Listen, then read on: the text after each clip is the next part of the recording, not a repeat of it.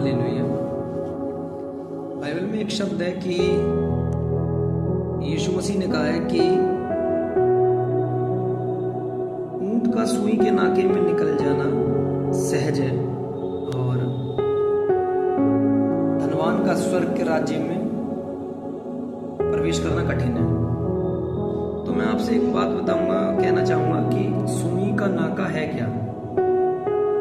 सुई का नाका जो यीशु मसीह ने बोला है वो नहीं बोला कि जो हम सुई लेते हैं उसमें से धागे को निकालते हैं, उस सुई की बात यहाँ परमेश्वर नहीं कर रहा। परमेश्वर जो बात कर रहा है वो उस सुई के नाके की बात कर रहा है कि पहले चार दीवारियों से घिरे शहर के जो फाटक होते थे, जो सूर्य अस्त के बाद या उसके तुरंत बाद बंद कर दिए जाते थे। कई बार जो यात्रा करने वाले आते थे या यात्रीगण थे, उनके बंद होने के बाद जब पहुंचते थे तो उन्हें भारी सोना पड़ता था, भारी रहना पड़ता था, और जिससे वो जहां आंधी का भी, तूफान का भी डर होता था, डाकुओं का भी भय बना होता था उस समय।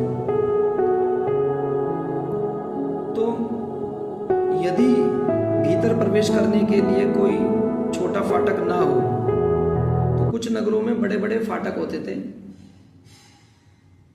तो उसमें छोटे फाटक नहीं होते थे।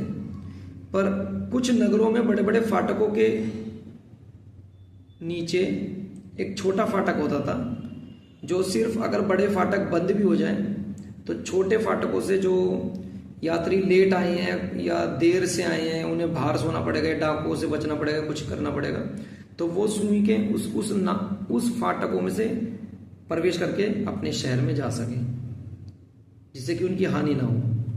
तो वो बहुत छोटा फाटक होता था, और वो बहुत छोटा फाटक होता था, उसको कहते थे सुई का नाका। जैसे आज के टाइम में एक बहुत बड़ा हमारा घर का गेट है, और उस बड़े गेट के साथ में नीचे एक छोटा भी गेट है जो आने जाने वालों के लिए एंटर करना है। तो वो छोटा जो गेट कहलाता था, उस बड़े फाटकों में उसे सुई का नाका कहा जाता था। इसलिए परमेश्वर ने कहा कि वो बहुत छोटा होता था, इसलिए परमेश्वर ने कहा कि उस ऊंट का सुई के नाके में प्रवेश करना सहज है, परंतु धनवान का स्वर्ग के राज्य में प्रवेश करना कठिन है। तो मैं आपसे यही बात करूंगा, ये सुई